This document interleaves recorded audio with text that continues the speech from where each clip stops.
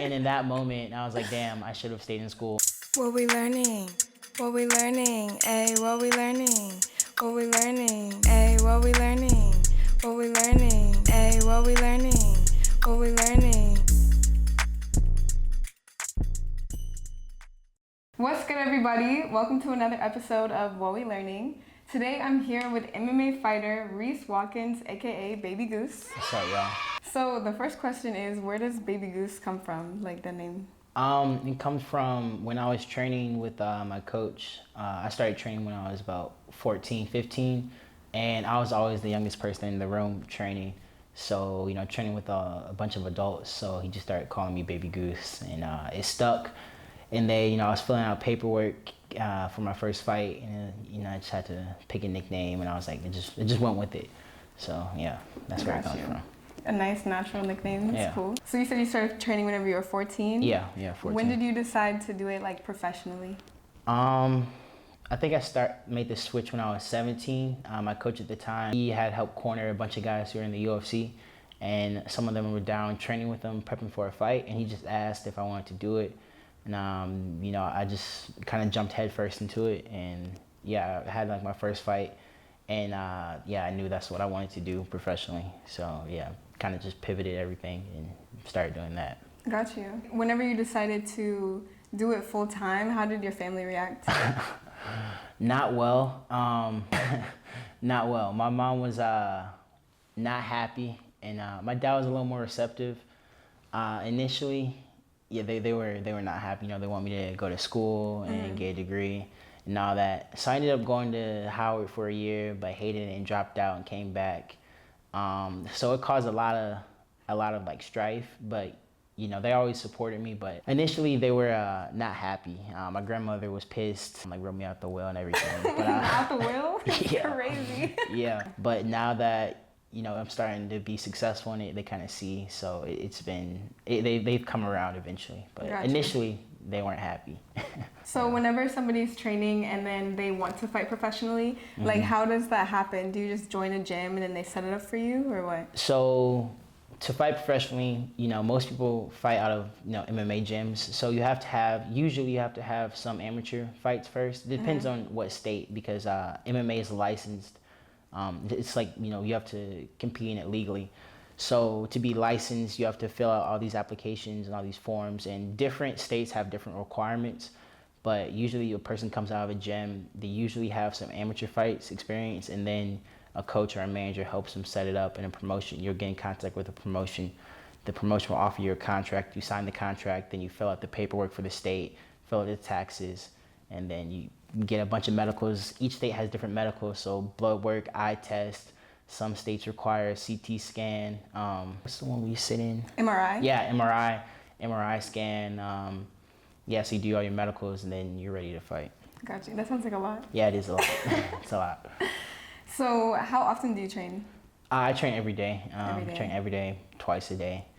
Can you take us through like a day in the life? Day in the life. So I wake up like 6:45, 7. Get ready, pack my food. Then I head to a gym by my house and go swim. So I swim in between like 300, 400 meters in the morning. Then I'll go drive to my MMA gym, and I'll practice with the pro team. So wrestling, sparring, depends on what it is. So we'll have practice for like an hour and a half, and then I'll do strength and conditioning. So that's lifting weights, running, depends on what it is that day. Then I'll chill, take a break, and then I'll train again in the evening. So I may drill some more, or I may do another strength and conditioning workout, and then I go home. So that's pretty much it. That's a lot. I see why y'all lot. can win so much money fighting, because that sounds exhausting. Yeah, it's a lot. It's a lot of work. I'm gone all day, but it'd be like that. How many championship belts do you have? I won 5 amateur titles. I don't have any as a pro right now. I'm working my way towards winning another one, but yeah, I won 5 championship belts as an amateur. That's still good though. Yeah, Seems like you're good at what you do. Yeah, I'm decent, halfway decent, so. I think I heard you say before that none of your fights are boring. You're No. an entertaining fighter. Yeah, I have a 100% finish rate as a pro, and then even in amateur fights, I only had 1 decision. So all my fights end in finishes. Doctor stoppage either from cuts, KO, or TKO. So like a TKO is when someone is not defending themselves, they just choose not to. And then a KO is when they're physically unable to, like if you knock them out or, break their leg, something like that. So yeah, I have all finishes except one. That's impressive. Yeah. Is there like a fight so far that is like your most memorable one? I would say my first pro fight. Yeah, my first pro fight, it was here in Atlanta. It was where the Atlanta Dream play. So it was like a big ass venue, big ass cage, all that. And I got kneed in the face in the first round pretty bad. It's actually I have like a scar from it from where I had to get stitches.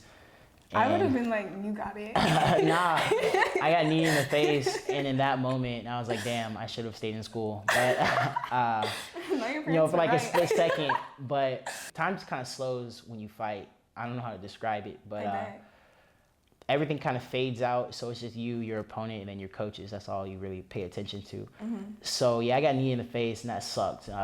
It hurt a lot. But yeah, I came back and, I knocked him out in the second. And I knocked him out and woke him back up. So it's kind of weird, but if you knock someone out and then hit him again, you can kind of wake him up. So, so you messed up. Yeah. So I knocked him out in the second, but I followed up with another shot right after, and I brought him back. Because you can see you can see his eyes roll back when someone knocks out. You can just tell when someone's not there, when their brain's not there. Yeah. So I knocked him out in the second and brought him back, and then in the third I finished him. I knocked him out, and the ref stopped the fight. But that was definitely my most memorable fight. I was bleeding all over the place. Had to get stitches. My head hurt after. Not like head, like my face. Not like a headache, It was but like swollen, just like. No, it wasn't even swollen. Just my face just hurt. I don't know if you've ever like bruised a bone or bruised something. Yeah. That feeling, that's how my face felt. Yeah. Then we went to Waffle House with 2 black eyes and blood and stuff. All that. I had to get stitches and it was fun. But yeah, it was fun. I had a great time. But now that you've like fought multiple times and have won like the 5 that you said that you won, like does it feel different like day of a fight now? Like mentally, like do you feel like you're like less nervous? No, it's always terrifying right before you step in, because you know that as hard as you train, that person probably trains just as hard as you. So they want to embarrass you in front of your friends, your family, everyone watching. So whenever you get some people who are actually like psychopaths, like good psychopaths, like Mike Tyson's crazy, stuff like that. But most fighters, when you say, "Oh, are you scared?" Like, no, I'm not scared. It's bullshit. Everyone's scared. It's terrifying.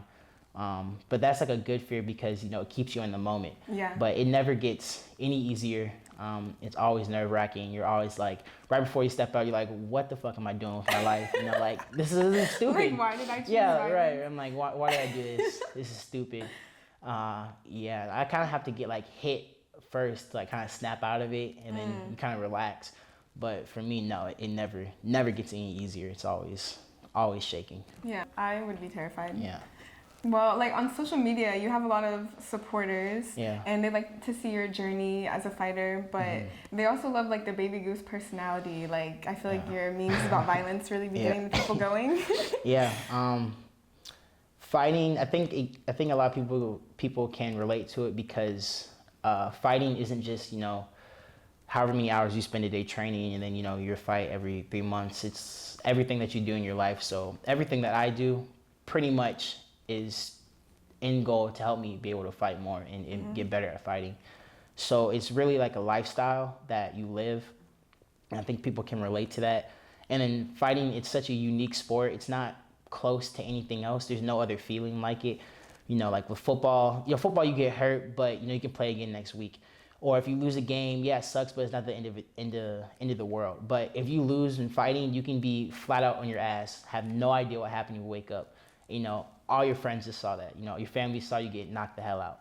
So there's no other feeling like it.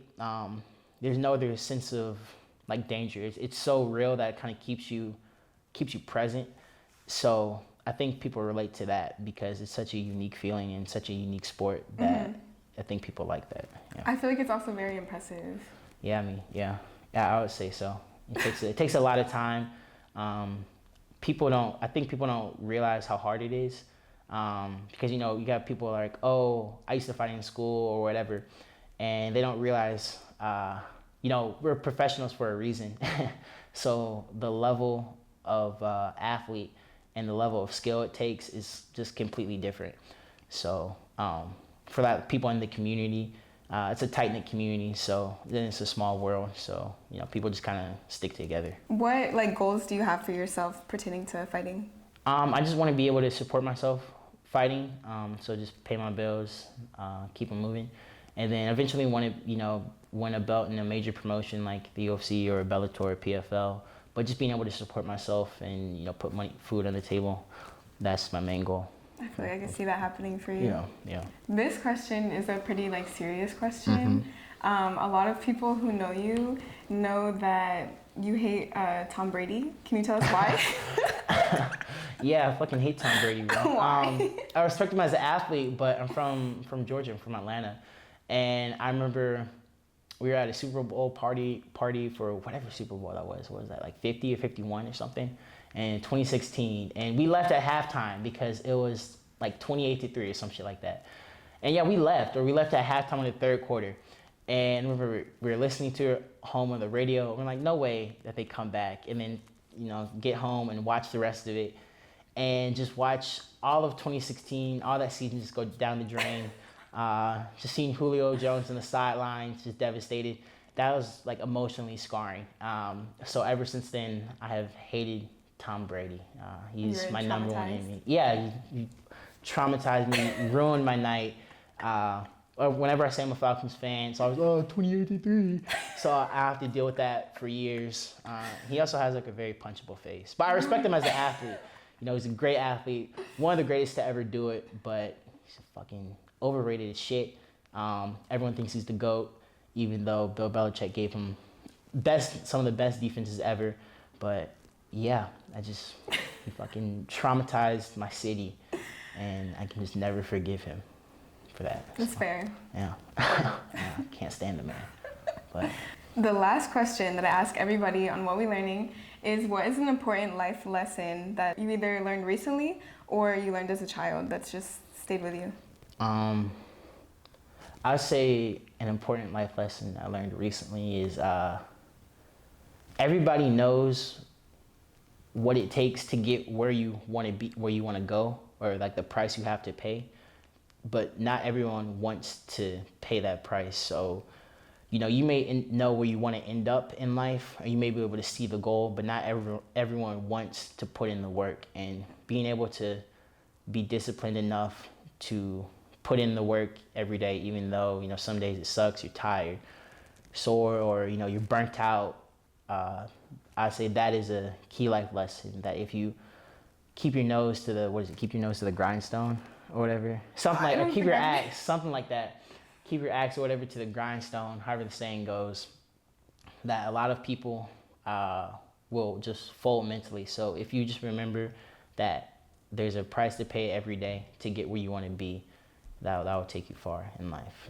Facts, so, yeah. Gotta stay disciplined and you'll get there. Yeah, discipline is everything. So. Well, thank you for being on the show. Yeah, thank you for having today. me. Thank you. You have fights coming up?